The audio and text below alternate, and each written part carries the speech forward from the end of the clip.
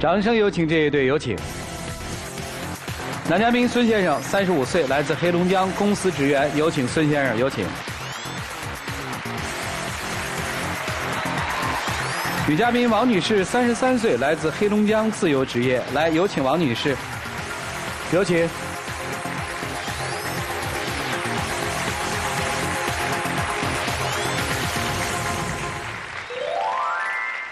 欢迎两位啊！这自由职业是干嘛呀？就是在家带孩子，属于家庭主妇吧。多大了孩子？9岁。结婚多少年啊？结婚12年了。哦，结婚12年，啊，孩子9岁哈，男孩女孩？女孩。啊，今天是你要来的？对。为什么而来呢？就希望通过上这次节目对他有所改变。你老公怎么了？你要改变他？他这个人就是特别不会心疼人，不会照顾家，不会照顾我和女儿。说你。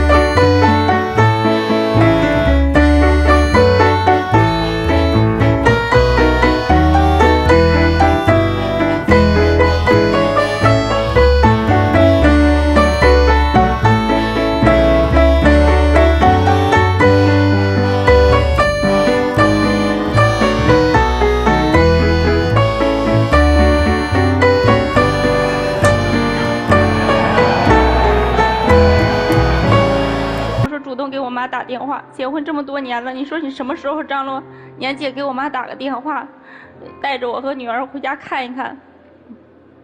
不给我妈打电话也就算了，我要说带着女儿回家，她连电话都不给我打，然后我还得关心她，上班了工作了挺累的，回来吃没吃饭？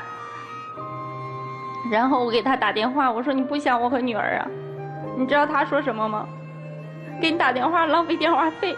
我说一个电话费能多少钱？这就说明我和女儿在你心里根本就没有地位。你在你妈那儿我不是放心吗？没给你打电话。这么多年了，回家了，你说家里家务活你从来都不知道帮我干一些。你说女儿身体不好，进屋回来了，你知道吗？天天就知道玩手机看电视，一进屋不是沙发上就是床上，从来没说帮我料理一些家务。本来虽然说我不工作，但是家里的活这一天也挺细碎的，挺多的。你说你回来了，我知道你工作一天挺累的，跟你说两句话他都特别不耐烦，都不愿意理我。因为平时上班挺累，就晚上回家能想歇一会儿，看看电视，动动手机。你说往那一坐的时候，你就不是扒拉我，就是让我干这个，让我干那个。你平时单位上班没时间，就想下班回家能歇一会儿。那人家两口过日子，你说一个在那做饭的，一个在那摘菜的，你说说你。天天就知道饿了的时候找我，还有什么时候说你能想到我？你说我又不是一个保姆。你这种日子过了多少年？一直就是这样，从结完婚坚持过来的呢？刚开始的没说吗？我家里我爸爸去世早，然后我妈妈带着我和我妹妹。结婚的时候我妈都不太同意，然后我就觉得，哎呀，俩人过日子，就寻思如果说他能心疼我，知道疼我一些就行。当时年龄小，也没想那么多，然后就这样就结婚了。那时候你们是怎么结的婚呢？自由恋爱啊，还是别人介绍啊？是别人介绍的。刚开始是他妈妈嫌我个矮，但是也同意让我们结婚。然后结完婚了，既然你知道你未来婆婆那个态度，为什么你还要嫁呢？我就觉得嘛，从小我妈妈带我挺不容易，我就寻思早点结婚，然后这样也能分担一些家里的一些事情。你的描述是你希望通过一段婚姻改变你自己的命运，是吧？嗯，有这种想法。是这意思吗？对。那你们俩当时处了多久结的婚啊？我俩处了也2、3年，但是处对象的时候跟现在不一样了嘛。婚后嘛，也不知道心疼我嘛。从什么时候开始不心疼你的？有女儿之前，有女儿之后？有女儿之前。有女儿之前就开始不关心你了。对。然后你还给她生孩子，还继续在一起，这个动力是什么呀？刚开始是因为没想过离婚嘛，然后家里面在屯子里都是说结婚了不要孩子，完了家里父母就催得也比较急，他妈妈催我要着急要孩子嘛。但是我俩那时候刚结婚，然后家里经济状况并不是很乐观。然后我就说他那时候他也是不想要，然后说我们就说奋斗几年，然后再考虑要孩子的问题。但家里的老人不同意嘛，就因为这样事，我跟他妈妈吵过2回嘴。但是从来我说我不希望说，你就能说站在我这一面，说他妈妈不好怎么样。但是过后了，我有委屈的时候，我也希望你能理解我，然后替我说说话。可是他从来没有，什么时候都是向着他妈妈说话，从来都不向着我说话。你家里兄弟姊妹几个呀？我有个姐姐。所以你结婚，你妈挺着急抱孙子的。对，着急抱孙子。原来他挣钱都是给我，然后我来料理家里这一块花销。每个月虽然说挣的钱不多，但是说各项的费用啊、开支啊、支出啊，都料理的挺明白的。然后，但是有的时候钱花光了，然后我就跟他说：“我说这个月又没钱了。”我告诉他节约一些，省一些。他就说我特别气愤的生气着说我啊，你钱又花在哪儿了？怎么又没有钱了呢？就特别气愤。完了这2年没什么孩子，随着孩子上学各方面事情挺多的，完了我记忆也不好。然后我说那你来管钱吧，我说你料理家务。结果到现在可倒好，料理的一塌糊涂。来的之前家里的各项费用啊、欠费什么都料理不明白。然后我一说，我说你看，你知道我以前料理这家有多难的时候，他就会哎呀唉声叹气，从来不想一想说哎呀媳妇儿你挺辛苦的，挺不容易的，然后从来不会这样讲。孩子婆婆帮你带过吗？不帮我带，自己一个人带的。对，一个人带大的。带孩子确实太辛苦了。现在这个孩子没说吧，每天上学呀，然后学习课外的这些辅导班啊，没说都是我自己在经过，从早上忙到晚上，有的时候回家了连饭都吃不上，这样都报了很多班。小朋友一个月要花多少钱啊？不算他的正常那个吃喝和穿戴吧，每个月的5个班费用在1000多元左右。报班要1000多。然后其他的费用呢？其他的费用没细算过。他一个月挣多少钱啊？现在的工资一个月是5000块。5000块，能剩下来吗？剩不下，房贷每个月是1500元，然后孩子是1000元，然后还不算吃喝，然后剩下的2000多块钱家里面的开销啊，这些各项费用啊，然后他还要开车嘛。这种状态你怎么不出去工作呢？我很好奇，因为孩子已经9岁了吗？我家孩子有毛病。什么毛病啊？他现在是肾病综合症。就是特别需要人照顾，离不开人，是这样。大概什么时候发现的呢？23个月的时候。23个月的时候就发现了。对。老家对这有什么想法呀？他就是总说我妈不帮他看孩子，这是一方面。完了，其实有些时候我也很抱怨他，那他妈也不帮我们看孩子，只给他妹妹看孩子。妹妹工作没人带孩子，所以说那边也有个孩子需要看，然后我们离得又远，所以说我妈只能给我妹妹看孩子。而且孩子现在说我家孩子这身体状况问题，我妈也说，也心疼我，也想说帮我带，但是没办法，说真的，一旦带不好了，说这个责任她也是承担不起的嘛，所以一直以来。这些年我家孩子就是谁也没带过，就是一直是我自己在带，也没办法去工作。那这个宝宝现在需要长期服药吗？是的。服药是不是还有一笔钱？对。也就是说，这先生挣的5000块钱是完全要花掉的，对吧？对，剩不下。累不累？心里累不累？心累。再一个，为了孩子，没办法。有很多以前没有孩子的时候，我其实也会浪漫，也会那个照顾人什么。但自从孩子有病之后，没有那个精力，只是一门心思只能是赚钱。因为孩子花销太大，比我们所有人加起的那个支出都要大。我不是说你非得说在浪漫这体现在花多少钱的事上，我说这么多年了，你从来没有说像人家夫妻俩啊一起拉个手去看个电影啊，不用说你给我买多少花呀，或者花多少钱我就开心，就是说明在每件事上，你只要说哎呀媳妇儿让我理解你，你从来都不说，一有什么事儿啊那脸就拉得可长了，就特别的生气，然后他像个孩子似的。那天以前看到微信上说，女人找老公找好了像找一个疼爱女儿的父亲，说找不好就像找了一个儿子，但我在他身上我就感觉天天不是哄着女儿就是哄着他，我觉得我心特别累。婆婆对你们家宝宝生病怎么看呀？帮衬你们吗？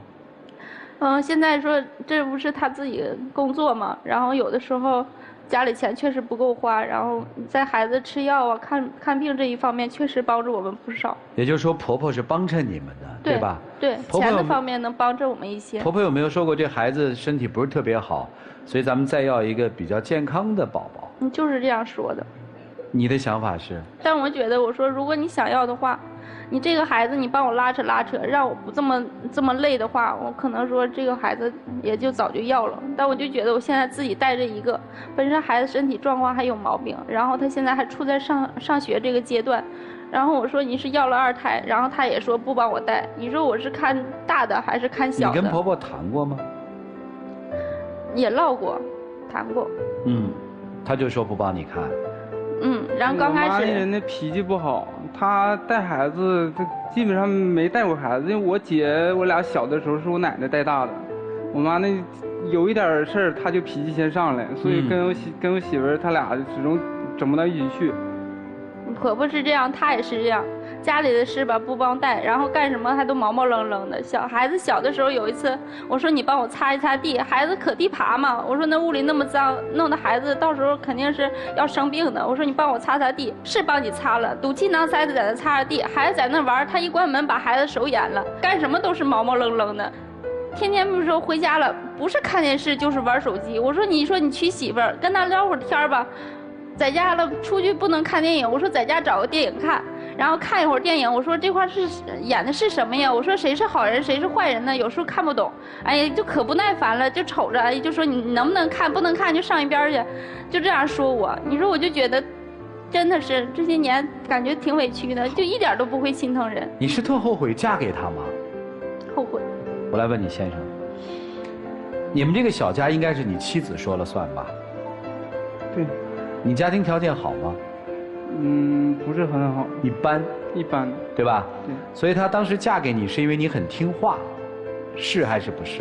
她当时嫁给我也是因为喜欢我这人。喜欢你这人。对。喜欢的是她听话，对不对？对。所以其实她听话这个本质是没有变的，对吧？是。变的只是说，这个男人好像做什么你都觉得别别扭扭，是吧？是。所以今天来你要干嘛？我希望通过上这次节目，让他学会就是多关心人，多就是能知道疼和姑娘和我。他怎么不疼姑娘呢？他作为一个父亲，就是多回来能陪伴我们，多陪我们聊聊天，多了解我们的想法，了解我们的心理。你是指他回来的少是指什么？下班以后不回家吗？回家呀，回家，但是我们很少有沟通，没有交流。为什么？我也不知道。我在跟他说话，他这个人就平时就挺闷的。谈恋爱的时候呢？谈恋爱比现在相对好很多。女儿呢？女儿她也很少过问。是吗？为什么不问呢？我下班时候回家之后就是看电视或者是捅手机，跟女儿就是我心情好的时候，我愿跟女儿玩一会儿，就简单的玩一会儿。就跟我媳妇儿就是回家的时候也很少说话，我本身就是不爱说话，在单位上班的时候也不爱说话。这不是理由，你觉得压力大吗？压力很大。当你一开始知道就是说女儿生了这个病的时候，怎么想的？当时孩子有病的时候，就只有一个想法，就是无论怎么做，必须把孩子病治好。你妈妈怎么想的？我妈妈孩子有病，我妈妈就家里的主要资金全是我妈妈支持的，因为我这一年上班。也就是说，婆婆在那个时候倾囊而出，是吗？对。同意吗？同那这婆婆没毛病啊，挺好啊。但是没说嘛，那你是现在说，那你还要求她什么呢？没要求婆婆怎么样，我就觉得这个男人特别没有担当，特别没有男人的那个。我们把这件事情向另外一个更坏的方向演绎一下，姑娘哈，好不好？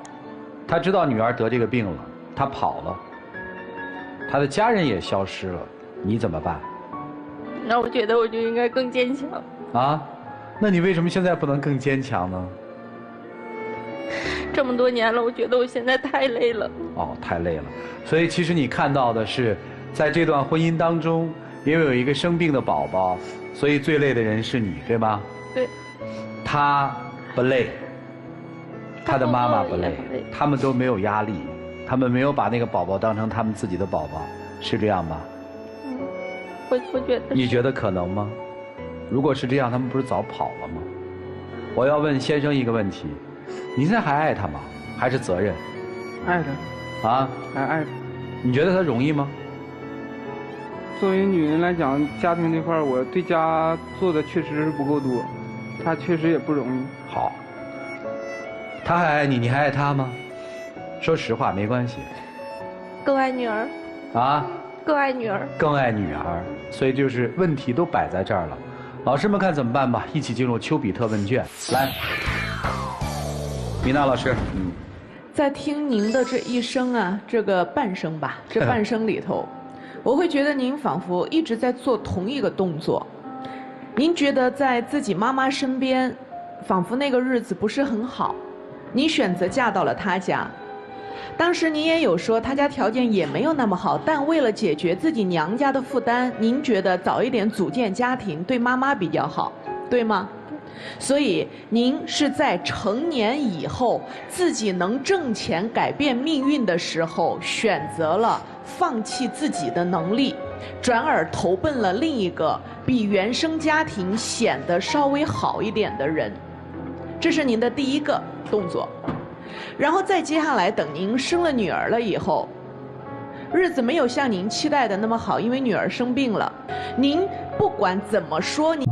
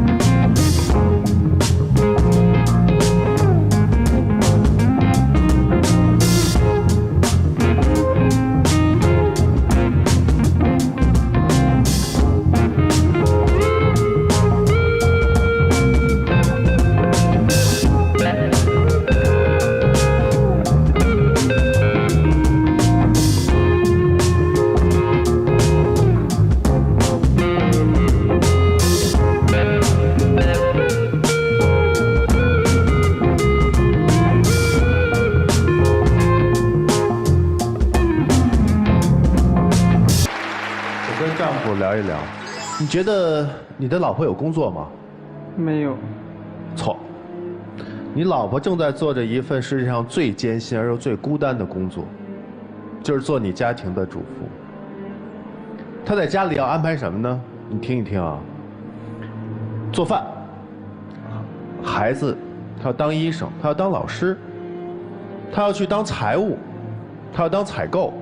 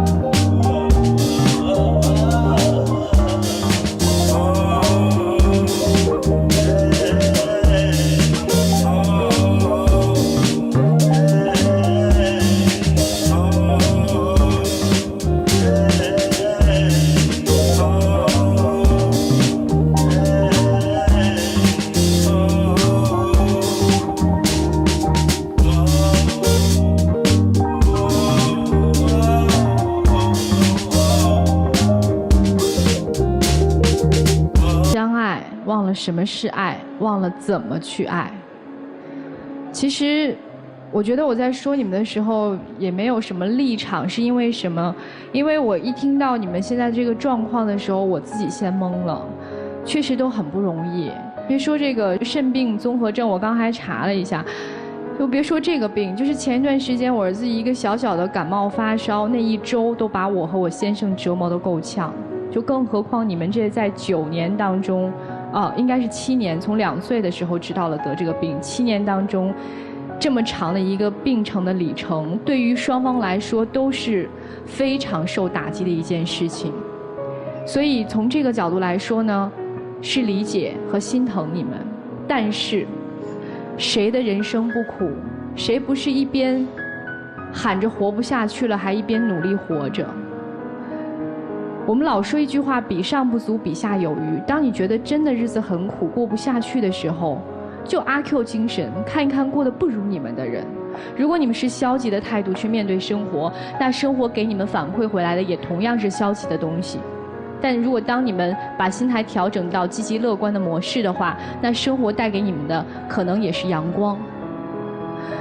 丈夫，我告诉你一个非常简单的一个方法，你在家里面安一个监控。你看一看监控的内容，你看一看这一天妻子是怎么过的。在网上有一个最近非常火的一个短片，就是讲了一个2岁孩子的妈妈的一天。我跟你说，全职妈妈连一泡屎都不能拉安生，真的一点不夸张。站着吃饭，上厕所不敢关门，关上门孩子就在外面哭。当然你们现在已经过去那个时候了，可是他就是这样过来的，你知道吗？他不是没有工作，曲老师说的特别好，他是一个全年无休的工作。你还有周6日，他有吗？你还能用手机电视逃避一下，他去哪儿逃避？想想女儿吧，生的是女儿以后也会嫁人，嫁一个像你这样的丈夫，你以后到女儿的家里面，看到他过的日子，你是什么样的心情？就说这么多吧，希望你们的生活能够越来越好，谢谢。好，谢谢山大老师，来涂老师。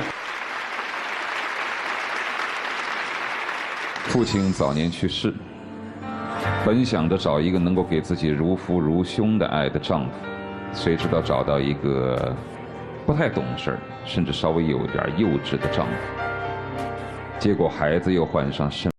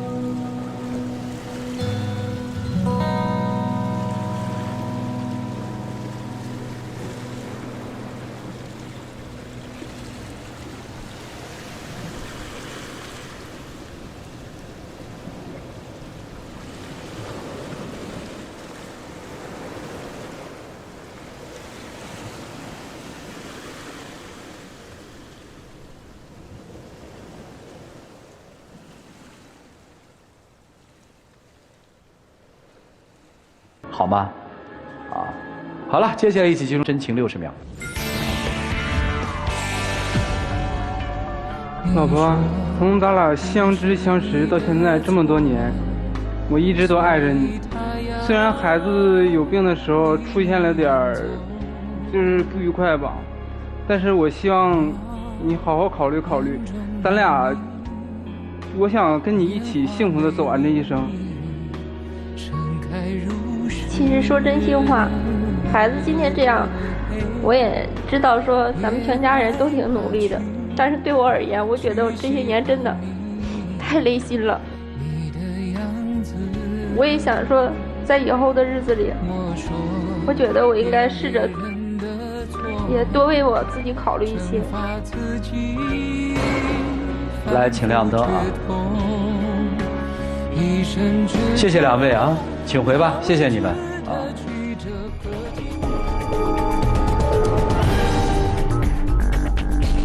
10几年的夫妻啊，因为孩子患病，所以情感产生了一些变化。当然，我没有办法肯定的说，就是因为这个孩子的身体原因导致了夫妻变成这样。但是有一点大概是可以给我们思考：面对生活的时候，我们要学会理性的去思考，积极的去应对。至于最后他们用什么样的方式来度过这段情感的危机和生活的危机，希望他们在生活当中慢慢去学习。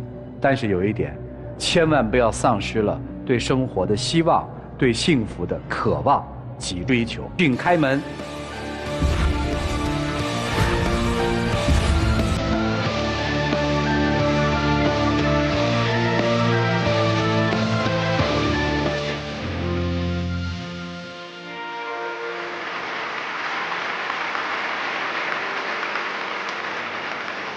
赶紧去抱抱他呀！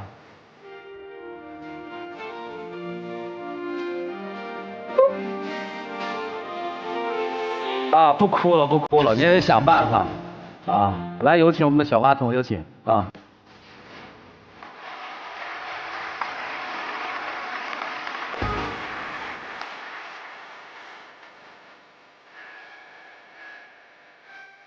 谢谢，谢谢，谢谢。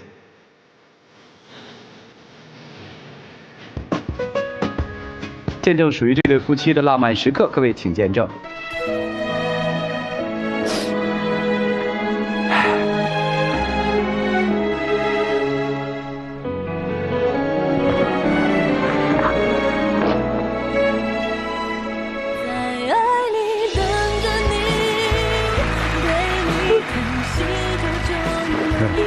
在梦里全是你，不要再迟疑，把我放进两颗心。